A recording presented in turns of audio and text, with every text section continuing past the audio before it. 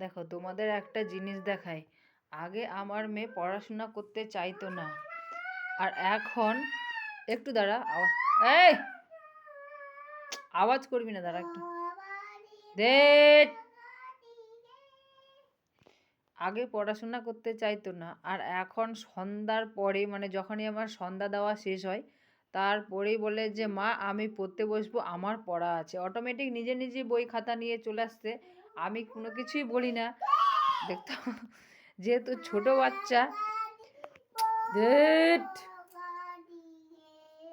আমি বেশি চাপ দিই না একে। মানে সকালে টিউশন যাই, 9:30টার সময় আসে, তারপরে স্কুলে যায়, 2:30টার সময় বাড়িতে আসে, খেয়ে দিয়ে একটুখানি খেলে কিংবা হয়তো বা ঘুমোয়। তারপরে পড়ার চাপটা আমি দিই না, আমি দেখতে চাই যে সে পড়তে চাইছে কি না। তো দেখো অটোমেটিক সে নিজে নিজে বই খাতা নিজে নিয়ে আসছে, নিজে নিজেই পড়তে বসছে।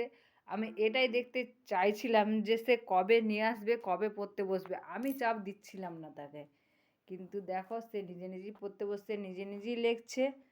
আমার খুব ভালো লাগছে, এরকমভাবে যেন আমার মেয়ে অনেক বড় হয়, আমি এটাই চাই। করুন টাটা।